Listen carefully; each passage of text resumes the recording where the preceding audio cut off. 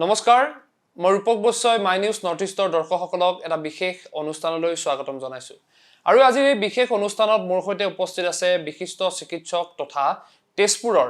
Gate Sukhada হস্পিটেলৰ medical director doctor Dipen Mahanta আমি আপোনাক স্বাগতম জনাইছো আমাৰ আজিৰ বিশেষ অনুষ্ঠানলৈ মই আপোনাক প্ৰথমতে আপোনাৰ ওচৰলৈ আহি এটা কথা জানিব বিচাৰিছো বৰ্তমান সময়ত দেখিবলৈ পোৱা গৈছে কোভিড-19ৰ এটা আতংকময় পৰিৱেশ আমাৰ সমগ্ৰ বিশ্বত সমগ্ৰ দেশত আৰু আমাৰ ৰাজ্যত আৰু বিশেষকৈ ভাৰতবৰ্ষক এতিয়া ভাৰতবৰ্ষই ব্ৰাজিলকো পিছ পেলাইছে আক্ৰান্ত দিশত এই কোভিডৰ সময়ত এই কোভিড মহামাৰীৰ সময়ত আপুনি কি ক'ব এগৰাকী চিকিৎসক হিচাপে এই কোভিডক লৈ কি ধাৰণা আপোনাৰ প্ৰথমে যেতিয়া আমাৰ ইয়াত কোভিড-19 মহামাৰী যেতিয়া আৰম্ভ হৈছিল তেতিয়াও মই বহুত কিটা টক শো কৰিছিলো বহুত কিটা লাইভ শো কৰিছিলো কোভিড মহামাৰীৰ বিষয়ে এৱাৰনেছ কেম্প কৰিছিলো সজাগতা শিবিৰ কৰিছিলো ঠিক তেনেদৰে তেতিয়াই মই কৈছিলো যে এই বেমাৰৰ পৰা এই মহামাৰীৰ পৰা বাচি থাকিবৰ কাৰণে আমি যিখিনি সাৱধানতা অৱলম্বন কৰিব লাগিব সেইখিনি হৈছে প্ৰথম কথা হৈছে যে আমি বাহিৰত যেতিয়া ওলাম তেতিয়া আমি ফিজিক্যাল ডিসটেন্স যেটো এজনে আনজনৰ পৰা এক দূৰত্ব মেইনটেইন কৰিব লাগিব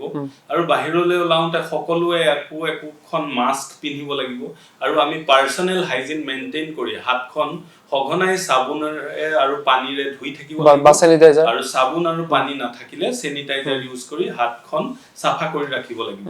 এইখিনি সাৱধানতা অৱলম্বন কৰিয়ে আমি বহুতখিনি এই মহামাৰীৰ পৰা আঁতৰি থাকিব পাৰিম বা বাচি থাকিব পাৰিম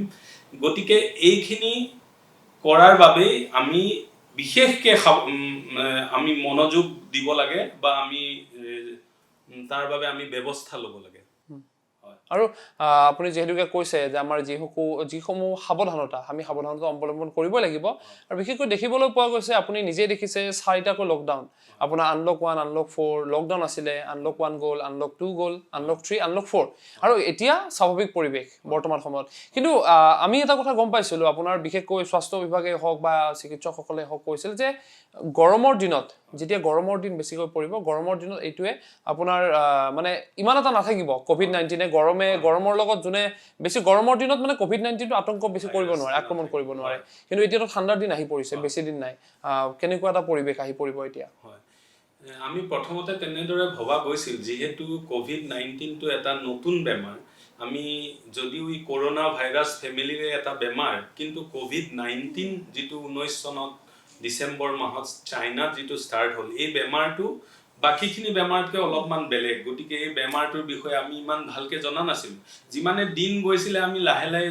বেমাৰটোৰ বিষয়ে আমি জানিবলৈ আৰম্ভ কৰিছো বেছিকে জানিবলৈ আৰম্ভ কৰিছিলো কিন্তু প্ৰথম অৱস্থাত আমি যেতিয়া কৈছিলো আমি এই বেমাৰটোৰ বিষয়ে কেনেকৈ আঁতৰি থাকিব লাগিব সেইখিনি আমি সজাগতা কৰিছিলো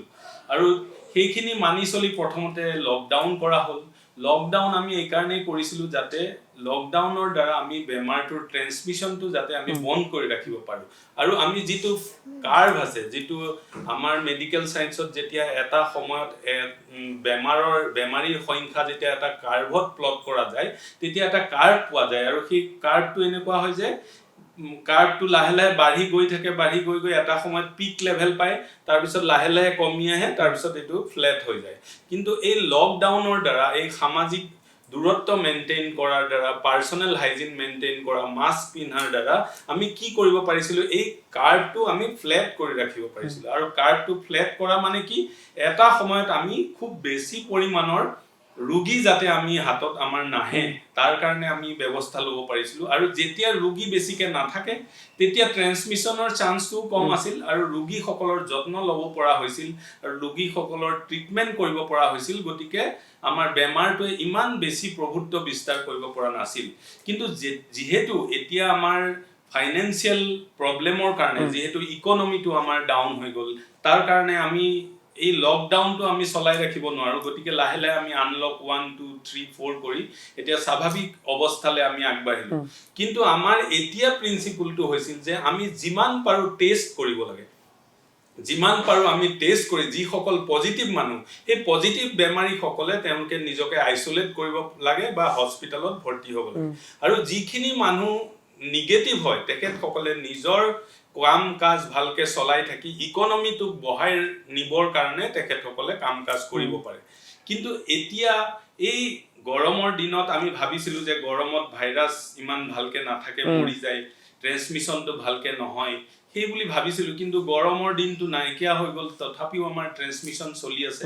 এতিয়া আমি লকডাউনো নাই আমাৰ, গতিকে আমি এই সাৱধানতাখিনি অৱলম্বন কৰি যদি আমি বাহিৰত ওলাই আহোঁ, যিখিনি মানুহ পজিটিভ হয় তেখেতসকল আইচোলেট হৈ থাকে, আৰু নিগেটিভ মানুহখিনিয়ে যদি বাহিৰত ওলাই আহোঁতে নিজৰ কাম কাজ কৰি থাকোঁতে যদি এই সাৱধানতাখিনি অৱলম্বন কৰি থাকে, তেতিয়াই আমি বেমাৰটোৰ পৰা নিস্তাৰ পাব পাৰিম বা বেমাৰটোক আমি আঁতৰাই ৰাখিব পাৰিম যেতিয়ালৈকে আমাৰ ভেকচিন এটা আৱিষ্কাৰ নহয় বা আমাৰ ভাল এটা ট্ৰিটমেণ্ট আমাৰ আৱিষ্কাৰ নহয়। হয়, আৰু খুব সুন্দৰ কথা কৈছে আপুনি, যিহেতুকে আমি এটা ধাৰণা কৰিছিলোঁ যে বিভিন্নজনে কৈছিলে যে গৰমৰ দিনত ভাইৰাছে বিশেষকৈ আক্ৰমণ নকৰে, ঠাণ্ডাৰ দিনত যদি ঠাণ্ডা হৈ থাকে, কাৰণ আমি দেখিছিলোঁ যে সেই সময়ত আপুনি শীতল পানীও খাবলৈ মানা কৰিছিলে স্বাস্থ্য বিভাগে, যিহেতুকে গৰমৰ দিন, অতিপাত গৰম, তেনে সময়ত। কিন্তু বৰ্তমান সময়ত আমি দেখিবলৈ পাইছোঁ ভয়াৱহ ৰূপ লৈছে, আপোনাৰ প্ৰতিদিনত আক্ৰান্ত হ'বলৈ লৈছে, প্ৰতিদিনত মৃত্যুৰ সংখ্যা বাঢ়িছে, বিশেষকৈ গুৱাহাটীতে আপুনি চাওক কেনেকুৱা এটা পৰিৱেশ আহি আছে, আপুনি নিশ্চয় এবাৰ মন কৰিছেনে কথাটো? মই আগতেই কৈছিলোঁ যে যেতিয়া আমাৰ সংক্ৰমণৰ সংখ্যা বাঢ়ি যাব, তেতিয়া এই বেমাৰটোৰ যিটো ভিৰুলেন্স, তাৰমানে মাৰাত্মকতাটো বাঢ়ি যাব। এতিয়া কি হৈছে, আমি খুব বেছি পৰিমাণে মানুহ আক্ৰান্ত হৈছে, আৰু যিসকল আক্ৰান্ত হৈছে তেখেতসকলৰ চিভিয়াৰিটিটোও বেছি হৈছে, বেমাৰৰ যিটো সংজ্ঞা সেইটো আৰু বেছি বাঢ়িছে, আৰু যিসকল মানুহৰ বেছি হৈছে তেখেতসকলে মৃত্যু মুখতো বেছিকে পৰিছে। গতিকে আমাৰ যিটো মৰ্টেলিটি ৰেট সেইটো আমাৰ বাঢ়ি গৈছে। গতিকে আমি এইখিনিৰ পৰা আঁতৰি থাকিবৰ কাৰণে সেই আকৌ আগৰ কথাখিনিলৈকে আমি ঘূৰি যাব লাগিব। আমাৰ যিখিনি সাৱধানতাখিনি অৱলম্বন কৰিব লাগিব, আমাৰ ৰাইজে এতিয়া অলপমান ঢিলাই দিছে, শিথিল কৰি দিছে, যে য'তে দেখা পাওঁ যে ছ'চিয়েল ডিষ্টেঞ্চ মেইনটেইন কৰা নাই, মাস্ক বহুতে পিন্ধা নাই, চেনিটাইজেশ্যন বহুতে কৰা নাই, চেনিটাইজাৰ ইউজ কৰা নাই, হাত ধুই থকা নাই চাবোন পানীৰে। ঠিক সেইখিনি নকৰাৰ কাৰণে সংক্ৰমণৰ সংখ্যাটো বাঢ়ি গৈছে, আৰু সংক্ৰমণ বঢ়াৰ লগে লগে ৰোগৰ মাৰাত্মকতাটো বাঢ়ি গৈছে। আৰু আমাৰ এতিয়া লাহে লাহে আপোনালোকে গম পাইছে যে হস্পিটেলত চিট নাইকিয়া হৈছে ৰোগীক চিট দিবৰ কাৰণে। গতিকে যিসকল ৰোগীক ঘৰতে তেওঁলোকে নিজৰ কেয়াৰ ল'ব পাৰে সেইখিনিক বাদ দি বাকীখিনি যিসকলক হস্পিটেলৰ কেয়াৰ লাগে, অক্সিজেন লাগে, ভেণ্টিলেটৰ লাগে, সেইসকল ৰোগীৰ ৰোগটো বহুত বেছি বাঢ়ি গৈছে, আৰু তেখেতসকল মৃত্যুৰ মুখতো পৰা দেখা গৈছে। হয়, নহয় আমি দেখিছোঁ আপোনাৰ আপুনি যিহেতুকে এই যে বিচনাৰ অভাৱ, আপোনাৰ থাকিবলৈ ঠাই নাই, আমি দেখিছোঁ যে চিকিৎসক সকলো দুজনকৈ থাকিবলগীয়া হৈছে এটা ৰুমতে, কেনেকুৱা এটা পৰিৱেশৰ সৃষ্টি হৈছে, আপুনি তেনেকুৱা দেখিছেনে? তেনেকুৱা এটা পৰিৱেশ আমাৰে শিক্ষাগুৰু তেখেতসকলে দেখুৱাইছে যে তেখেতসকলে GMCৰ এটা কোঠাতে শ্বেয়াৰ কৰি পেলাই থাকিবলগীয়া হৈছে, যিহেতু বিচনাৰ সংখ্যা কম, ৰোগীৰ সংখ্যা বেছি, গতিকে তেখেতসকলে তাতে শ্বেয়াৰ কৰি থাকিবলগীয়া হৈছে। গতিকে তেনেধৰণে আমাৰ স্বাস্থ্যকৰ্মী, ডাক্তৰ, নাৰ্ছ, তেখেতসকলৰো ডিউটি আৱাৰ্ছটো বহুত বাঢ়ি গৈছে। তেখেতসকলে এজনৰ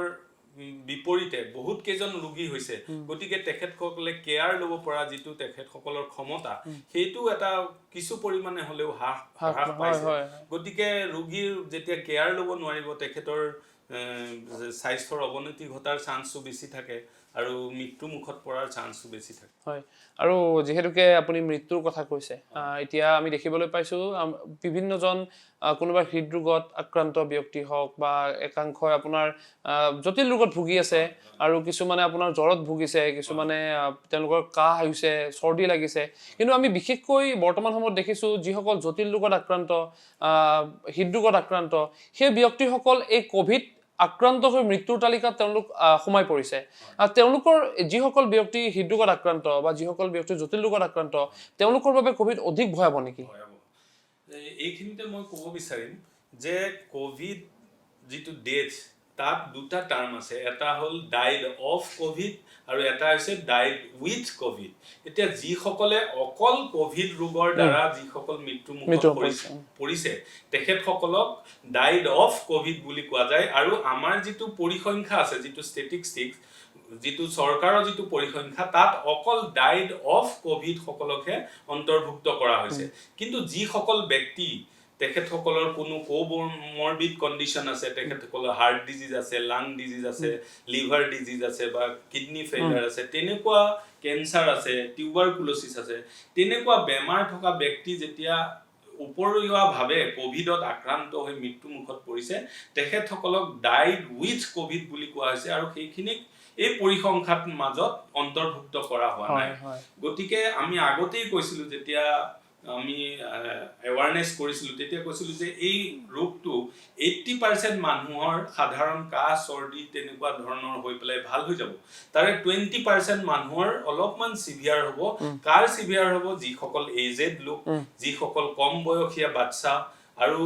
যিসকলৰ কোমৰবিড কণ্ডিশ্যন আছে, like cancer, diabetes, hypertension, liver disease, লাং ডিজিজ, কোমৰবিডিটি থকা লোকসকলৰ সিভিয়াৰ হ'ব। সেই 20%ৰ ভিতৰত 5%ৰ ভেৰি সিভিয়াৰ হ'ব আৰু সেই 5%ৰ ভিতৰত 2 to 3% মানুহৰ মৃত্যু মুখত পৰিব।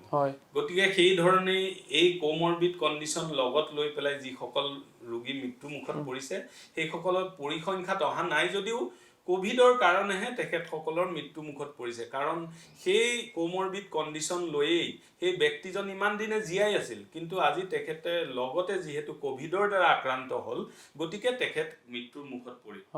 আৰু আমি কিন্তু দেখিবলৈ পাইছো, আপোনাৰ যিহেতুকে আমি বিভিন্ন সময়ত বাতৰি আমাৰ সংগ্ৰহ কৰা হয়, আমি দেখিবলৈ পাইছো কোভিডক লৈ, আপুনি প্ৰথমতে কৈছে যে কোভিডক লৈ বিভিন্নজন সজাগ নহয়, কিন্তু একাংশক আমি দেখিবলৈ পাইছো তেওঁলোকৰ জ্বৰ যদি হৈছে, তেওঁলোকৰ চৰ্দিও যদি হৈছে, বিভিন্নজনে কিন্তু তেওঁলোক কোভিড টেষ্ট কৰিবলৈ তেওঁলোকে ভয় কৰে।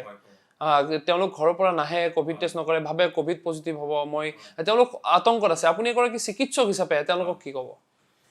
সেইটোৱে প্ৰথম কথা হৈছে কি, তেনেকুৱা এটা ষ্টিগমা এটা হৈছে যে কোভিড হ'লেই তেওঁ আইচলেট কৰিব, এটা হস্পিটেলত ভৰ্তি কৰিব, তেখেতে নিজৰ পৰিয়ালবৰ্গক লগ কৰিব নোৱাৰিব। কিন্তু সেই কথাটোতকে দৰকাৰী হৈছে যে আমি জীয়াই থকাটো, যে আজি কোভিড ৰোগত আক্ৰান্ত হোৱাৰ পিছত মই নৰ্মেলি মোৰ কাহ চৰ্দি হৈ ভাল হৈ গৈছে, সেইটো বেলেগ কথা। কিন্তু যেতিয়া মোৰ লাহে লাহে বেমাৰটো বেছি হৈ যাব, আজি মোৰ যিটো SpO2 বুলি কয়, ব্লাডত অক্সিজেনৰ পৰিমাণটো যেতিয়া কমি যাব, তেতিয়া মই লাহে লাহে গৈ তাৰপিছত টেষ্ট কৰাই, তাৰপিছত হস্পিটেলৰ এডমিশ্যনৰ প্ৰচিডিউৰ কৰি গৈ এডমিশ্যন লৈ ট্ৰিটমেণ্ট পাওঁ, মানে বহুতখিনি দেৰি হৈ যায়। গতিকে আমি যদি কোভিড পজিটিভ হোৱাৰ লগে লগে যদি আমি ভৰ্তি হ'ব পাৰোঁ, তেতিয়া যেতিয়াই তেনেকুৱা ধৰণৰ লক্ষণ চিকিৎসকে দেখিব যে তেখেতে ডিটৰিয়েট হ'বলৈ গৈ আছে, তেখেতে নতুন নতুন যিবিলাক আমাৰ ট্ৰিটমেণ্ট আছে সেইখিনি ইউজ কৰিব পাৰিব। আৰু সেইখিনি ব্যৱহাৰ কৰি এতিয়া ধৰক প্লাজমা থেৰাপি ওলাইছে, প্লাজমা দিও তেখেতসকলক মৃত্যুৰ মুখত পৰাৰ পৰা বাধা দি ৰাখিব। আৰু আপুনি এটা বিষয় আপোনাৰ মুখত আমি উত্থাপন কৰিলে, আপুনি শুনিবলৈ পালো, সেয়া হৈছে প্লাজমা। আৰু ইতিমধ্যে আমি দেখিবলৈ পাইছো চিকিৎসকসকলক, স্বাস্থ্যকৰ্মীসকলক কোভিড যোদ্ধা, আৰক্ষীসকল, সংবাদকৰ্মীসকল কোভিড যোদ্ধা ৰূপে ইতিমধ্যে সকলোকে কোৱা হৈছে। আৰু প্লাজমা যোদ্ধাৰ এটা খুব ধুনীয়া প্ৰসংগ আহিছে আৰু বিভিন্নজন কিন্তু আগবাঢ়ি আহিছে। আৰক্ষীৰ ব্যক্তিয়ে হওক, তেওঁলোক সংবাদ মাধ্যমৰ লোকেই হওক, বা যিসকল কোভিড পজিটিভ হৈছে, প্লাজমাৰ ক্ষেত্ৰত কেনেদৰে আগবাঢ়িছে বা প্লাজমাক লৈ আপোনাৰ কি কথা ক'বলগীয়া থাকিব? প্লাজমা থেৰাপিৰ বিষয়ে ক'বলৈ গ'লে মই এইটোৱেই ক'ব লাগিব যে আৰম্ভণিতে মই কৈছিলোঁ, যেতিয়া আমাৰ দেহত কিবা এটা বীজাণু বা কিবা ভাইৰাছ হওক, বেক্টেৰিয়া হওক, যেতিয়া আমাৰ দেহত সোমায়, তেতিয়া আমাৰ দেহত তাৰ প্ৰতিৰোধ কৰিবৰ কাৰণে আমাৰ তেজত এণ্টিবডিৰ সৃষ্টি হয়। আৰু সেই এণ্টিবডিয়ে গৈ পেলাই সেই বীজাণু বা সেই ভাইৰাছ বেক্টেৰিয়াক মাৰিবৰ কাৰণে চেষ্টা কৰে। কিন্তু প্ৰথমবাৰ যেতিয়া হয়, সেই এণ্টিবডি ফৰ্ম হওঁতে দেৰি লাগে, এটা সময় লাগে। প্ৰথমতে IgM এণ্টিবডি হয়, তাৰপিছত IgG এণ্টিবডি হয়। গতিকে এটা প্ৰচেছ আছে, সময় লাগে। প্ৰথমবাৰ আক্ৰান্ত হওঁতে মানুহজনৰ সেই এণ্টিবডিয়ে গৈ সেই ৰোগটো প্ৰতিৰোধ কৰি ৰাখিব নোৱাৰে। কিন্তু দ্বিতীয়বাৰ যেতিয়া সেইজন ব্যক্তি আক্ৰান্ত হয়, সেই একেই যদি ৰোগৰ দ্বাৰা বা একে ভাইৰাছ বেক্টেৰিয়াৰ দ্বাৰা আক্ৰান্ত হয়, তেতিয়া সেই এণ্টিবডিয়ে ইমিডিয়েটলি গৈ সেই ভাইৰাছ বা বেক্টেৰিয়াক প্ৰতিৰোধ কৰিব পাৰে বা ৰোগৰ যি বেছি ভয়াৱহতা সেইটো নাইকিয়া কৰিব পাৰে। তাৰ কাৰণে আমাৰ শৰীৰত যিজন ৰোগীৰ কোভিড-19 হৈ গ'ল, তেখেতসকলৰ তেজত আমি এণ্টিবডি থাকে এগেইনষ্ট কোভিড-19। তো সেই এণ্টিবডিখিনি আমি তেখেতৰ প্লাজমাত থাকে। প্লাজমা হৈছে যে তেজৰ যিটো জুলীয়া পাৰ্ট, সেইটো প্লাজমা। বাকী যিটো গোটা পাৰ্ট, চেলুলাৰ পাৰ্টটোত RBC থাকে, WBC থাকে, প্লেটলেটছ থাকে। এই চেলুলাৰ পাৰ্টটো বাদ দিলে বাকি জুলীয়া পাৰ্টখিনি প্লাজমা বুলি কোৱা হয়। সেই প্লাজমাখিনি আমি সেপাৰেট কৰি যদি এজন কোভিড আক্ৰান্ত ৰোগীৰ দেহত সোমাই দিয়া হয়, তেখেতসকলৰ ব্লাড গ্ৰুপ মিলিব লাগিব, ক্ৰছ মেচিং মিলিব লাগিব। তাৰ পিছত যদি আমি সেই কোভিড-19ত আক্ৰান্ত ব্যক্তিজনৰ প্লাজমাটো বাকি নতুনকে হোৱা বেমাৰীজনৰ দেহত সোমাই দিয়া হয়, তেখেতৰ দেহত গৈ সেই এন্টিবডিয়ে গৈ পেলাই সেই কোভিড-19 ভাইৰাছক এটেক কৰি তেখেতৰ বেমাৰটো যাতে খুব বেছি নহয়, তেখেত যাতে মৃত্যু মুখত নপৰে, তেখেত যাতে আকৌ সুস্থ হৈ উঠে, তাৰ বাবে প্ৰক্ৰিয়াটো আৰম্ভ কৰে। গতিকে সেই প্লাজমা থেৰাপি আমি এতিয়া দি আছো। মই শোণিতপুৰ ডিষ্ট্ৰিক্টৰ বিজেপিৰ প্লাজমাৰ কনভেনৰ হিচাপে কাম কৰি আছো। শোণিতপুৰ ডিষ্ট্ৰিক্টৰ তাত আমাৰ এতিয়া লাহে লাহে আমাৰ যিসকল ব্যক্তি কোভিড ৰোগত আক্ৰান্ত হৈ পেলাই ভাল হ'ল, তেখেতসকলে নিজৰ প্লাজমা ডনেট কৰি আছে আৰু সেই প্লাজমা দি আমি নতুনকৈ আক্ৰান্ত হোৱা যিসকল সিৰিয়াছ ৰোগী তেখেতসকলক মৃত্যুৰ মুখৰ পৰা বচাই থাকিব পাৰিছে। আৰু আপুনি যেহেতুকে শোণিতপুৰৰ প্লাজমা কনভেনাৰ হিচাপে থকা বুলি কথাটো উল্লেখ কৰিছে, তাত কেনেকুৱা সঁহাৰি পাইছে যিসকলে প্লাজমা দান কৰিছে, বা এতিয়ালৈকে কিমান সংখ্যকে সেই প্লাজমা দান কৰিলে বৰ্তমানলৈকে? আমাৰ শোণিতপুৰ ডিষ্ট্ৰিক্টত এতিয়ালৈকে কমেও 70 জনমান ৰোগীয়ে প্লাজমা দান কৰিছে আৰু সেইখিনি আমাৰ এতিয়াও প্ৰচেছ চলি আছে। কাৰণ আমাৰ শোণিতপুৰত অলপ গুৱাহাটীতকে একমাহমান পিছত আমাৰ আৰম্ভ হৈছিল ৰোগৰ কোভিড-19ৰ ভয়াৱহতাটো। তাৰপিছত গতিকে আমাৰ এতিয়া আমি সেই যিসকল ৰোগী আছে তেখেতসকলৰ লিষ্ট বনাই থৈছো। তেখেতসকলৰ যিটো EDD, তাৰমানে এক্সপেক্টেড ডেট অফ ডোনেশ্যন, সেইটো লিখি ৰাখিছো। যেতিয়াই তেওঁলোকৰ টাইম হ'ব, আমি আগতে ভাবিছিলো যে 28 দিনৰ পৰা তেখেতসকলে প্লাজমা ডোনেট কৰিব পাৰে, আৰু এতিয়া এনেকুৱা হৈছে কি কেতিয়াবা যদি দৰকাৰ হয় 21 দিনৰ পৰাও তেখেতসকলে 21 দিনৰ পিছৰ পৰাই প্লাজমা ডোনেট কৰিব পাৰে। গতিকে আমি টাইটাৰটো চাই লওঁ, এন্টিবডি টাইটাৰটো যদি হাই থাকে তেখেতৰ প্লাজমাটো আমি লওঁ আৰু সেই প্লাজমা বেলেগক দিব পাৰে। আৰু যিসকল ৰোগী যিসকল ৰোগী নতুনকে ৰোগী হৈছে বা তেখেতসকলৰ সিভিয়াৰ হৈছে, সেইসকলক আমি সেই প্লাজমা ডোনেট কৰিব পাৰো। আমি অহা 17 তাৰিখেও আমাৰ আৰু এটা অনুষ্ঠান আছে প্লাজমা ডোনেশ্যনৰ। আমাৰ মাননীয় প্ৰধানমন্ত্ৰী নৰেন্দ্ৰ মোদী ডাঙৰীয়াৰ জন্মদিন উপলক্ষে আমাৰ এক ভাৰতীয় জনতা পাৰ্টিৰ তৰফৰ পৰা সেৱা সপ্তাহ আমি আয়োজন কৰিছো। সেই সেৱা সপ্তাহৰ এক অংশ হিচাপে 17 ছেপ্টেম্বৰ তাৰিখে তেজপুৰ মেডিকেল কলেজত আমি প্লাজমা ডোনেশ্যনৰ এটা কাৰ্যসূচী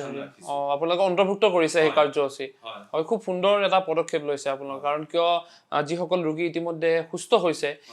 তেওঁলোকৰ বাবে ভাল খবৰ, কিন্তু যিসকল ৰোগী এতিয়া অসুস্থ হৈ আছে, চিকিৎসালয়ত তেওঁলোকে চিকিৎসাধীন হৈ আছে, সেই সুস্থ ৰোগীসকলে যদি অসুস্থ ৰোগীসকলক সহায় কৰিব পাৰে, তাতকৈ ডাঙৰ মহৎ কাম একো নাই। কিন্তু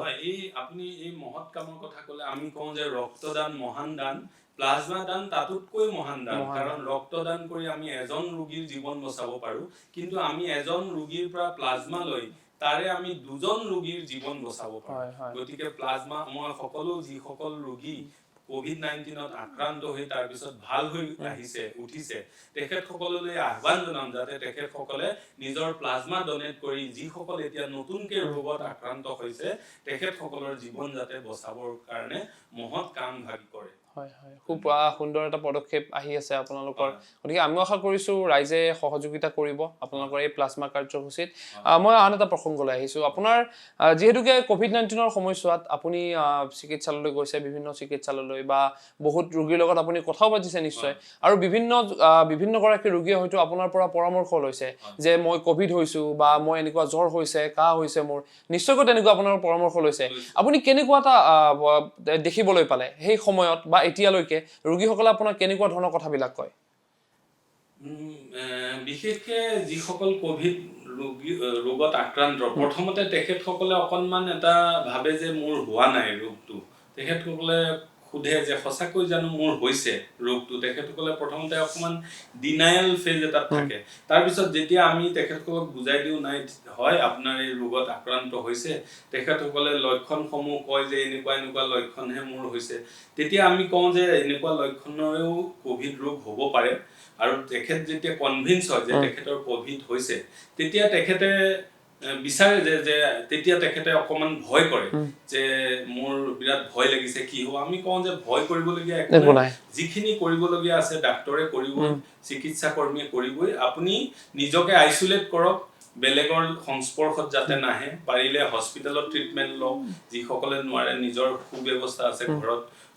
হোম আইসোলেশন কৰিব পাৰে তেনেদৰে যদি আপুনি আইসোলেট হৈ থাকে বেলেগলে যাতে ৰোগ সংক্ৰমণ নকৰে আৰু যেতিয়াই আপোনাৰ ৰোগৰ ভয়াবহতাটো অলপ বাঢ়ি যাব তেতিয়াই যাতে চিকিৎসকৰ পৰামৰ্শ লৈ হস্পিটেলত এডমিট হৈ যাতে চিকিৎসা গ্ৰহণ কৰে তাৰ কাৰণে আমি অনুৰোধ জনাওঁ হয় আৰু সেইবাবে মই সুধিছো মই গম পাইছো মানে কিয় আপোনাৰ কোভিড-19ৰ সময়ছোৱাত স্বাস্থ্য বিভাগকেই হওক বা চিকিৎসকসকলক বিভিন্নজনে পৰামৰ্শ লয় কাৰণ কিয় মোৰ কাহ হৈছে মই কোভিড হৈছে নেকি মোৰ বা মই টেষ্ট কৰিব লাগিবনে বা কেতিয়া টেষ্ট কৰিব লাগিব ক'ত টেষ্ট কৰিব লাগিব এনেকুৱা ধৰণৰ বহুত প্ৰশ্ন আহি পৰে আৰু সোশ্যাল মিডিয়াতো আমি দেখিছো বিভিন্নজনে চিকিৎসকসকলক প্ৰশ্ন কৰিছে যে আপোনালোকে আমি কি কৰিম কওকচোন বিভিন্নজনে লিখিছে গতিকে তেনেকুৱা ধৰণৰ বহু কথা আমি দেখিবলৈ পাইছো মই দৰ্শকসকলক মই এটা কথা কৈছো যেহেতুকে তেওঁ ইতিমধ্যে উল্লেখ কৰিছে বিশেষকৈ মই শোণিতপুৰৰ যিসকল জনতা মই আপোনালোকক কৈছো খুব সুন্দৰ এটা অনুষ্ঠান তেওঁলোকে ৰাখিছে 17 তাৰিখে আপোনালোকে আহক তাত প্লাজমা দান কাৰ্যসূচী এটা ৰাখিছে কিয়নো আপোনালোকৰ প্লাজমাৰে যদি কোনোবা দুজন ব্যক্তি জীয়াই থাকিব পাৰে দুজন অসুস্থ ব্যক্তি জীয়াই থাকিব পাৰে হেয়া আপোনাৰ জীৱনত বহুত ডাঙৰ এটা উপকাৰ হ'ব বা আপুনি আশীৰ্বাদ পাব দুজনৰ পৰা গতিকে আমি আশা কৰিছো আপোনালোক আহিব আৰু দৰ্শকসকল যেহেতুকে মই দীপেন মহন্তৰ লগত কথা পাতি আছো ডক্টৰ দীপেন মহন্তৰ লগত কোভিডৰ কথা পাতিছো কিন্তু তেখেতৰ যি ব্যক্তিগত জীৱন তেখেতে ব্যক্তিগত জীৱনত বিভিন্নজনৰ ওচৰলৈ গৈছে বহুতক তেওঁ সহায় সহযোগিতা আগবঢ়াইছে হেয়া মই নকওঁ তেখেতে ক'ব ইতিমধ্যে আমি গম পাইছো আপুনি সামাজিকভাৱে খুব সুন্দৰকৈ এটা জীৱন আগবঢ়াই লৈ গৈছে আপুনি সমাজৰ মাজত গৈছে বিভিন্ন দৰিদ্ৰ পৰিয়ালৰ মাজত গৈছে বানপানীৰ সময়ত আপুনি গৈছে বিভিন্ন সময়ত আপুনি গছ পুলি ৰোপণ কৰিছে এটা পৰিক্ৰমা আপোনাৰ ইতিমধ্যে আমি কৈছো যে এখন চিকিৎসালয়ৰ আপুনি মেডিকেল ডাইৰেক্টৰ আপোনাৰ তেজপুৰৰ এইটো কি এইটো কেনেকুৱা পৰিক্ৰমাত আগবাঢ়িল আপোনাৰ হয় মই পেছাত পেথলজিষ্ট গতিকে মই নিজৰ কৰ্ম কৰাৰ উপৰিও সামাজিক কামখিনিত মই বহু আগৰ পৰাই গুৰুত্ব দি আহিছো মই ষ্টুডেন্ট অৱস্থাত কটন কলেজত থকাৰ সময়তো আমি আমাৰ মাননীয় স্বাস্থ্যমন্ত্ৰী ডাক্তৰ হিমন্ত বিশ্ব শৰ্মাৰ নেতৃত্বত এটা ব্লাড ডোনেশ্যন এটা গ্ৰুপ আমি ৰাখিছিলো গুৱাহাটীৰ যিমান চিকিৎসালয় আছে তাত যেতিয়া কোনো ৰোগীৰ তেজৰ দৰকাৰ হয় তেতিয়া আমি আমাৰ হোষ্টেলৰ যিখিনি ষ্টুডেন্ট আছিল তাৰ মাজৰ পৰা আমি লৈ গৈ ষ্টুডেন্টৰ হতুৱাই আমি ব্লাড দিয়াইছিলো মই নিজেও বহুবাৰ ব্লাড দিছিলো তো ষ্টুডেন্ট লাইফৰ পৰাই মোৰ যি সামাজিক কৰ্ম হেখিনি আৰম্ভ হৈছিল তাৰ পিছত মই ডাক্তৰ হৈ গৈ যেতিয়া তেজপুৰত নিজৰ কৰ্মজীৱন আৰম্ভ কৰিলো তেতিয়া মই বহুতো সামাজিক ৰাজনৈতিক অৰাজনৈতিক বহু সংগঠনৰ লগত জড়িত হলো মই ইণ্ডিয়ান মেডিকেল এছ'চিয়েশ্যনৰ তেজপুৰ ব্ৰাঞ্চৰ মই সেক্ৰেটাৰী আছিলো এতিয়া মই ভাইচ প্ৰেসিডেন্ট আৰু আসাম ষ্টেট ব্ৰাঞ্চৰ মই নৰ্থ জোন সেক্ৰেটাৰী গতিকে আইএমএৰ প্লেটফৰ্মতো মই বহুখিনি কাম কৰিছো মই নৱনিৰ্মাণ ভাৰত বুলি যিটো সামাজিক সংগঠন আছে তাৰো মই ৰাজ্যিক সভাপতি আৰু বাকি আন মই সামাজিক সংগঠনতো জড়িত হৈ আছো এই সংগঠনবিলাকৰ লগত জড়িত হৈ মই সকলো ধৰণৰ সামাজিক কাম ধৰক blood donation camp flood relief camp তাৰ পিছত আপোনাৰ যেতিয়া আমি প্ৰথম আমাৰ লকডাউন যেতিয়া আৰম্ভ হৈছিল তেতিয়া আমি এৱাৰনেছ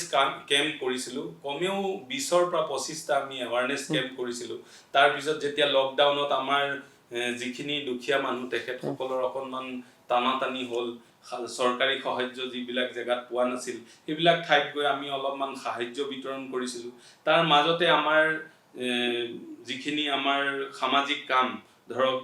এনভাইৰনমেন্ট ডে আছিল তাত গছ পুলি ৰোপণ কৰিছিলো তেনে ধৰণে মই আগুৱাই লৈ গৈছিলো আৰু লগতে যিখিনি আমাৰ ৰাইজৰ যিখিনি অভাৱ অভিযোগ এতিয়া ধৰক মই কোভিড-19ৰ যিখিনি পেশেন্ট আছে তেখেতসকলে কেতিয়াবা মোক ফোন কৰে মই চৰকাৰী আৰু বেচৰকাৰী যিটো খণ্ড তাৰ মাজত মই লাইসেন্সিং হিচাপে মই কাম কৰিছিলো বহুতে মোক ফোন কৰে যে কোনোবা এটা জেগাত টেষ্টিং হোৱা নাই তেতিয়া মই নোডেল অফিচাৰক ফোন কৰি বা তাত টেষ্ট কৰাৰ ব্যৱস্থা কৰো কাৰবাৰ ৰিজাল্ট তেনেকুৱা দিবলগীয়া হ'লে মই তাৰ বাবে সহায় কৰি দিওঁ তেনেধৰণে মই গভৰ্ণমেণ্ট আৰু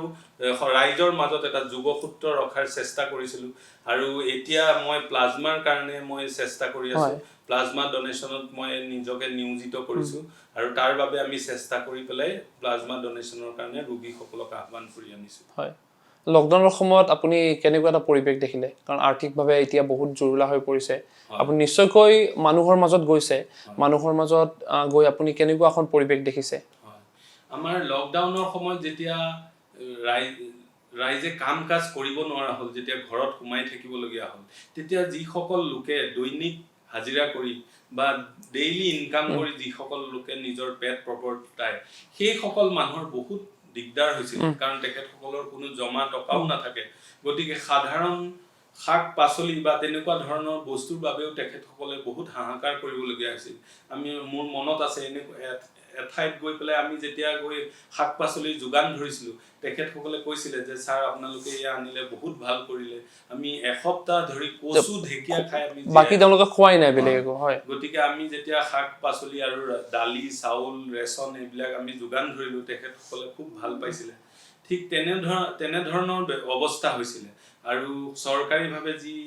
আমাৰ অনুদান 1000 টকাৰ অনুদান দিয়া হৈছিল সেইখিনি যাতে ভালদৰে পায় তাৰ বাবেও চোৱা চিতা কৰিছিলোঁ আমাৰ দলৰ ফালৰ পৰাও মোক দায়িত্ব দিছিলে আৰু তেনেধৰণে যিখিনি আমাৰ যিখিনি ৰেচন কাৰ্ড থকা মানুহক যিখিনি ৰেচন দিছিল তেওঁলোকে যাতে নিজৰ ৰেচনখিনি ঠিকমতে পাইছে নে নাই সেয়া চোৱা চিতা কৰিছিলোঁ আৰু কিছুমান ৰাইজ এনেকুৱা আছে যাৰ ৰেচন কাৰ্ডো নাই তেখেতসকলে ৰেচনো পোৱা নাছিল আৰু এই 1000 টকীয়া যিটো সাহায্য সেইটো পোৱা নাই তেওঁলোকে হয় তেখেতসকলক আমি ব্যক্তিগতভাৱে সাহায্য দিছিলোঁ ব্যক্তিগতভাৱে সাহায্য দি সহায় কৰিছিলোঁ আৰু যি পিছত লাহে লাহে আমাৰ যেতিয়া কন্টেইনমেন্ট জোন হ'ল কন্টেইনমেন্ট জোন হোৱা ঠাইৰ মানুহে বাহিৰলৈও যাব নোৱাৰে কোনো মানুহ তেওঁলোকৰ ভিতৰলৈ আহিব নোৱাৰে গতিকে কন্টেইনমেন্ট জোনৰ মানুহখিনিৰ বাবে আমি গৈ ৰেচন পাতিৰ ব্যৱস্থা কৰি দিছিলোঁ তেনেকুৱা ধৰণে আমি য'ত যেনেকৈ পাৰি ৰাইজৰ সহায়ৰ কাৰণে আমি আগবাঢ়ি গৈছে খুব সুন্দৰ পদক্ষেপ লৈছে আপোনালোকে লকডাউনৰ সময়ছোৱাত কাৰণ কিয় ৰাইজৰ মাজত আপুনি সদায় থাকিব লাগিব আৰু ৰাইজৰ মাজত আমি যদি আগবাঢ়ি যাওঁ তেতিয়াহ'লে নিশ্চয় ৰাইজৰো সহায় হ'ব আৰু আমিও এটা লক্ষ্যত উপনীত হ'ব পাৰিম নিজৰ জীৱনত আমি ব্যক্তিগত জীৱন থাকে মানুহৰ আৰু এটা সামাজিক জীৱন থাকে আমি সামাজিকভাৱে যদি মানুহক সহায় কৰোঁ তেতিয়াহ'লে নিজৰ ব্যক্তিগত জীৱনটো সদায় দৃঢ় হৈ পৰে গতিকে সেই এটা ভাল লক্ষণ এইখিনিতে মই আৰু এটা কথা এড কৰিব বিচাৰিম আমি লকডাউনৰ সময়ত আমাৰ ৰাজ্যৰ যিমান ব্লাড বেংক আছিলে তাত জমা হৈ থকা তেজৰ পৰিমাণ কমি গৈছিল গতিকে হঠাৎ কোনো ব্যক্তিৰ যদি কেতিয়াবা এক্সিডেণ্ট হয় বা বেমাৰ হৈ তেজ লগা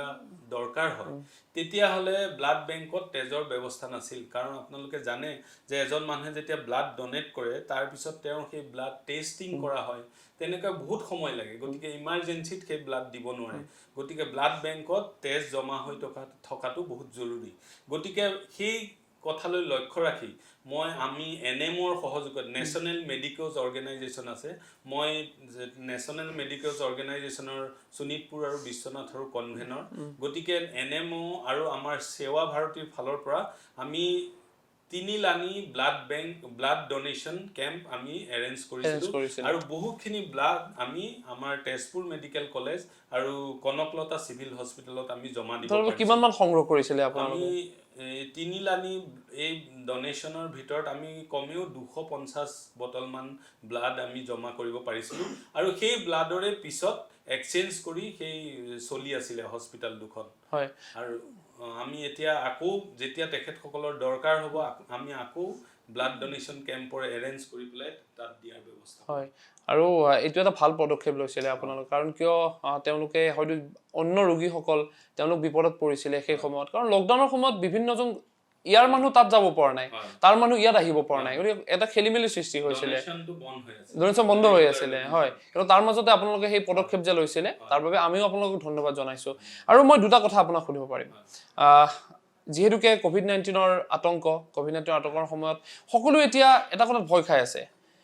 আজি যদি আপোনাৰ এজন ব্যক্তি হৃদৰোগত আক্ৰান্ত তেখেত আজি মৃত্যুমুখত পৰিলে পিছত যেতিয়া তেখেতৰ টেষ্ট কৰা হয় কোভিড টেষ্ট কৰা হয় তেওঁ কোভিড হয় কোভিড টেষ্ট আহে বিভিন্নজনক দেখিবলৈ পাইছোঁ তেওঁ ঘৰতে আছিলে কিন্তু তেখেতক যেতিয়া কোভিড টেষ্ট কৰা হৈছে তেওঁ কোভিড টেষ্ট কৰাৰ পিছত পজিটিভ আহে আৰু শেষত গৈ তেখেত কোভিড আক্ৰান্ত হৈ মৃত্যুমুখত পৰে কিন্তু এটা ভয়াৱহ পৰিস্থিতি হ'বলৈ গৈ আছে নেকি বৰ্তমান সময়ত সেইটোতো হয় আমি যদি সাৱধান নহওঁ ৰাইজ যদি সাৱধান নহয় যদি আমি বাহিৰত ওলাই গ'লে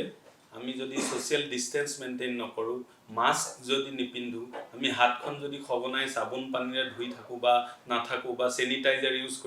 চেনিটাইজ কৰি নাৰাখোঁ তেতিয়াহ'লে এই সংক্ৰমণৰ সংখ্যা বহুত বাঢ়ি যাব আৰু যিসকল ৰোগীয়ে যিমান পাৰে টেষ্টিং কৰি যদি পজিটিভ হোৱা ৰোগীসকলে হস্পিটেলত যিসকলে পাৰে ভৰ্তি হ'ব লাগে আৰু যিসকলে নোৱাৰে তেখেতসকলে নিজকে আইচোলেট কৰিব লাগে সেলফ আইসোলেশন কৰিব লাগে যাতে বেলেগ ব্যক্তিৰ সংস্পৰ্শত নাহে তেনেধৰণে আমি সংক্ৰমণটো আমি কমাই ৰাখিব পাৰিম আমি যদি এটা সময়ত যদি আমাৰ ৰোগীৰ পৰিমাণ কম হয় তেতিয়াহ'লে আমি সেই ৰোগীসকলৰ সু ব্যৱস্থা ল'ব পাৰিম সু চিকিৎসা কৰিব পাৰিম আৰু তেতিয়া আমাৰ ৰোগীৰ সংখ্যা কমি থাকিব ৰোগীৰ মৃত্যুৰ সংখ্যা কমি থাকিব আৰু সংক্ৰমণৰ সংখ্যাও কমি থাকিব গতিকে মই বাৰম্বাৰ কৰজোৰে আকৌ ৰাইজক এই আহ্বান জনাম এতিয়া যাতে এই কোভিড প্ৰটোকলখিনি তেখেতসকলে পাহৰি নাযায় সকলোতে যাতে মাস্ক ইউজ কৰে সকলোতে যাতে সোশ্যাল ডিস্টেন্স মেইনটেইন কৰে আৰু পাৰ্সোনেল হাইজিন যাতে মেইনটেইন কৰে সেইখিনি মেইনটেইন কৰি থাকিলে আমি বহুতখিনি এই মহামাৰীৰ পৰা আঁতৰি থাকিম আৰু যদি কাৰোবাৰ আপুনি দৰ্শকসকলক কি ক'ব যদি কাৰোবাৰ সিম্পটমছ দেখা পাইছে নিজে তেখেতসকলে টেষ্ট কৰিবলৈ যাতে নিজেই আগুৱাই গৈ কাৰণ আমি